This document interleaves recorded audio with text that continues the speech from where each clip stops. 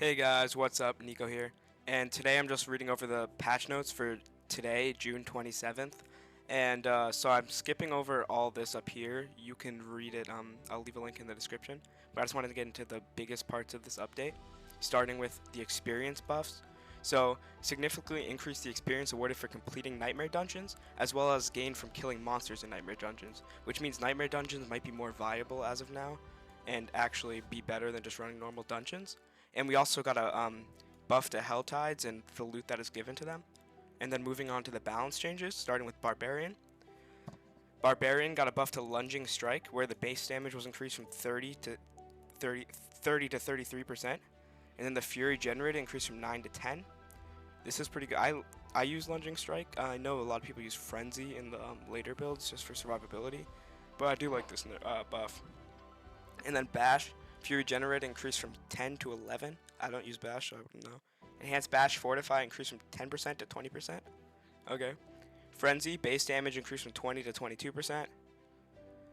Flay, bleeding base damage increased from 36% to 40%, and Fury generated increased from 9 to 10%. Enhanced Flay, vulnerable chance increased from 10 to 15%. Double Swing, base damage increased from 36% to 40%.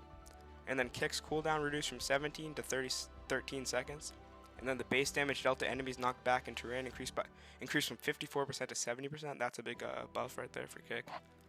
Charge, enhanced charge base damage dealt to enemies knocked back into terrain increased from 15% to 30%. That is doubled for charge. And then Leap, Mighty Leap slow increased from 50% to 70%. Okay. Iron Skin, enhanced Iron Skin barrier increased from 10% to 20% of max life. This might be good for survivability right now. Call of the Ancients, Prime Call of the Ancients, bonus attack speed increased from 10% to 20%. That's good. Iron Maelstrom, cooldown reduced from 60 to 45 seconds. And then Prime Iron Maelstrom, bonus critical strike chance increased from 10% to 30%. And then bonus critical strike damage increased from 20% to 40%. Bounding Slam, base damage increased from 75% to 112%. Legendary Aspects. This below includes changes to flat damage legendary aspects. These effects scale with item power. For example, okay, so Belkathos Earthquake flat damage increased from 0.39 through 0.76 to 0.6 to 0.83.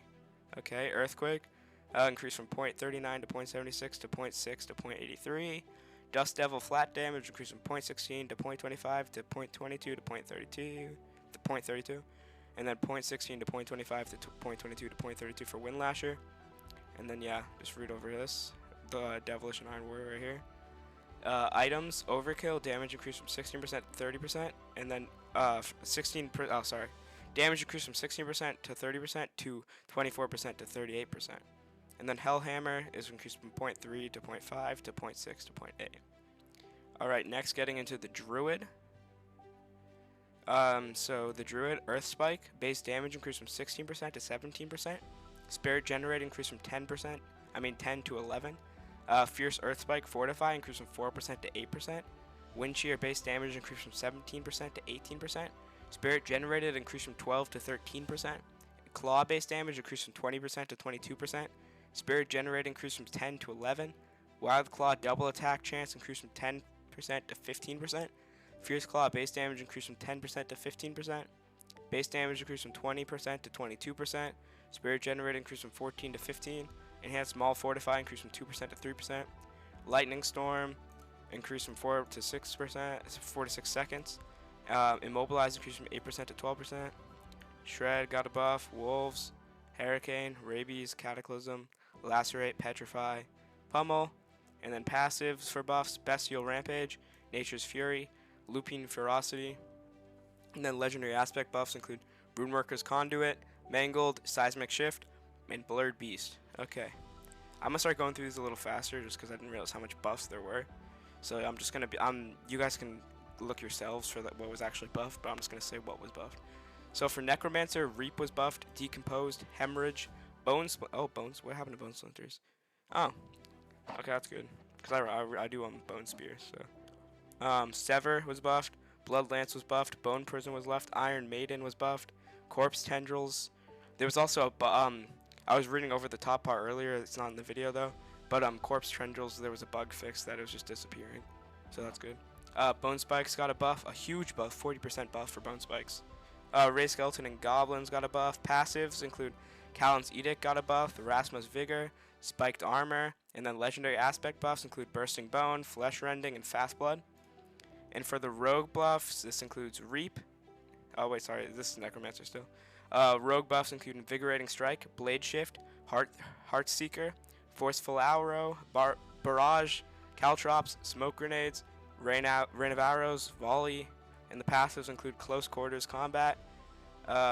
Legendary aspects include Escape Artist, Umbrus, Eyes in the Dark for the item buff, and that's it for Rogue. And then for Sorcerer buffs include Spark for skills, Frostbolt, Firebolt, Charge Bolt, Incinerate, Fireball,